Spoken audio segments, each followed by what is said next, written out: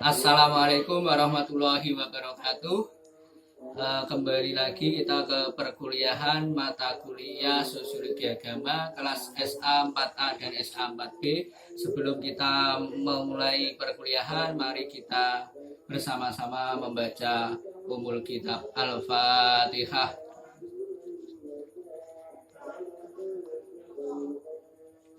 Salam sehat selalu untuk teman-teman SA 4A dan 4B.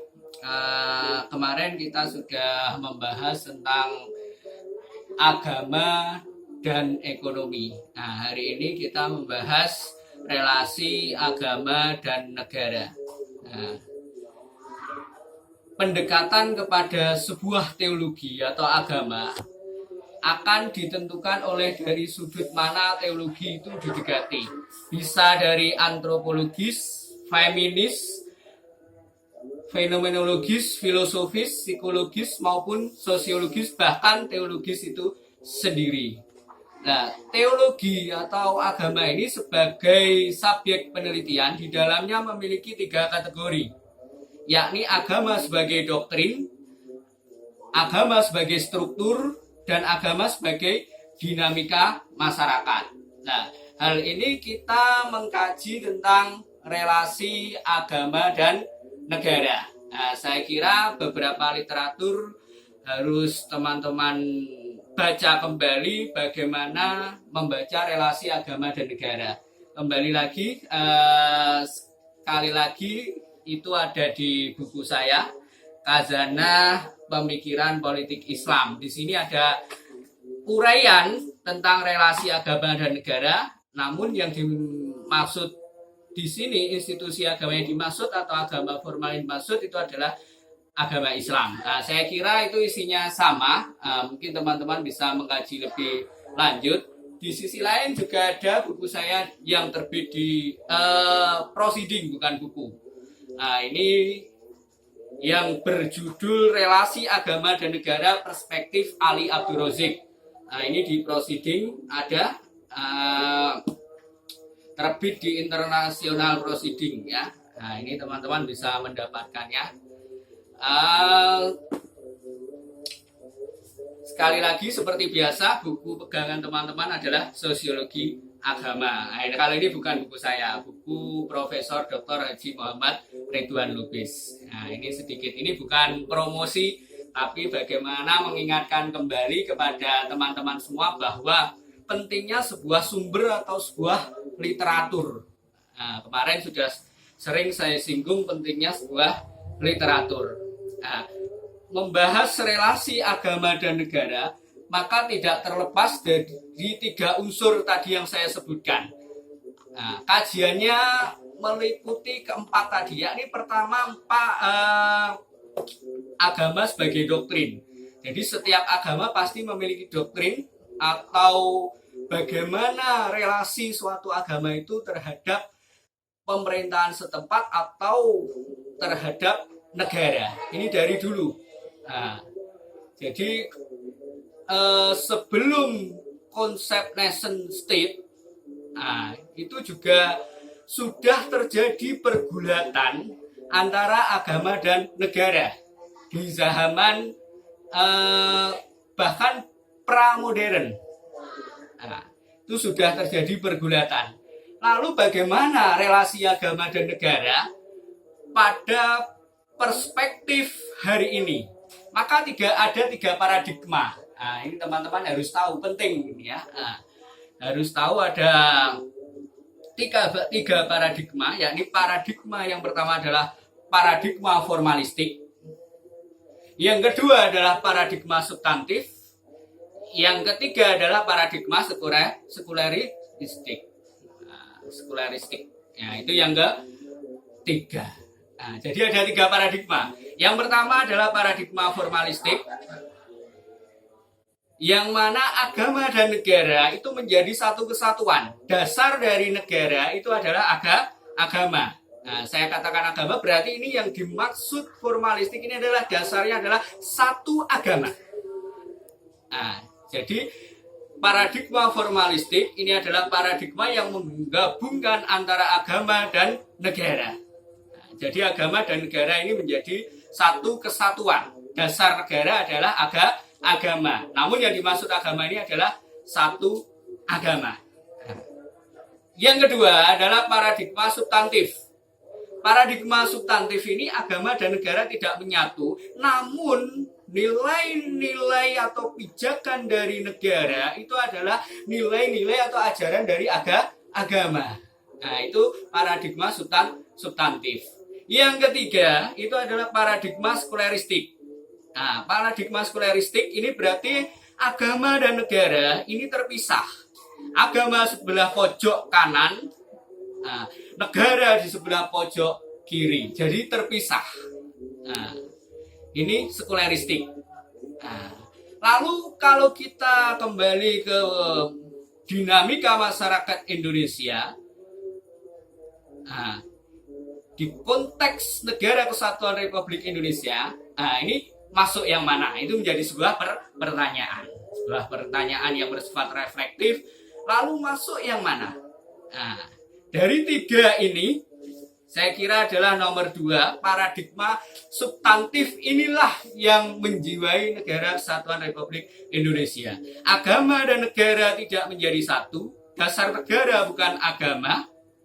Nah, namun negara yang dipakai nilai-nilainya itu adalah nilai-nilai dari ajaran agama. Nah, ini namanya adalah sebuah paradigma substantif. Nah, ini saya kira yang cocok di lingkupan nation state, negara bangsa, konsep negara bangsa. Nah, ini saya kira yang pas. Saya kira Indonesia NKRI, nah, ini kalau kita baca secara sosiologis bahwa Nusantara ini adalah bangsanya adalah bangsa yang religius. Bangsa yang religius dan memiliki jiwa nasionalis yang tinggi serta patriotisme yang tinggi. Nah, kembali lagi ke tadi masalah relasi agama dan negara. Jadi di dalam perjalanannya dari awal sampai hari ini dewasa ini debatable antara bagaimana relasi agama dan negara itu selalu ada. Nah, di negara manapun,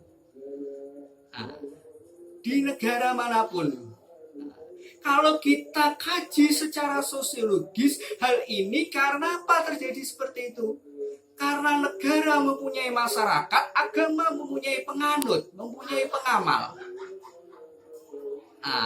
Nah, dengan hal ini maka pasti ada semacam kontradiktif. Kalau sesama warga negara dengan pengamal atau penganut agama itu tidak memiliki toleransi yang tinggi dan merasa dia tidak bisa menyatukan antara dia sebagai pemeluk agama dengan dia sebagai warga negara. Nah, itu kalau kita tinjau dari sosiologisnya. Karena perjalanan masyarakat tadi kita sudah mengkaji bahwa agama sebagai dinamika masyarakat ini selalu berubah-berubah. Apa yang berubah? Bukan doktrinnya, tapi cara bagaimana pengamal atau penganut ini menjalankan ajaran agamanya. Di sisi lain, perkembangan zaman yang selalu berubah, baik sakhofah wal hadoroh, baik peradaban maupun budaya itu selalu berubah. Inilah yang mempengaruhi pola atau corak berpikir masyarakat, paradigma masyarakat di dalam menghubungkan antara dirinya sebagai pemeluk agama tertentu dengan dirinya sebagai warga negara tertentu. Nah, saya kira itu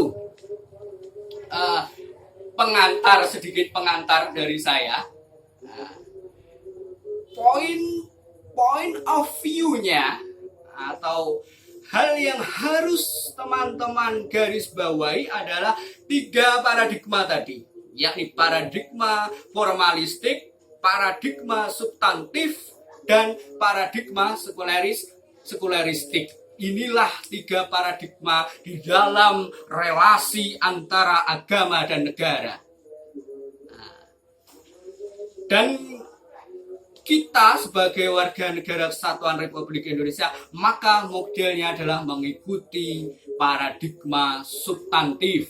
Kalau di dalam tradisi Islam, di dalam fikih klasiknya itu adalah Darussalam, negara berbasis keselamatan seluruh pemeluk agama, ras, keyakinan, dan berbagai suku yang ada di dalamnya.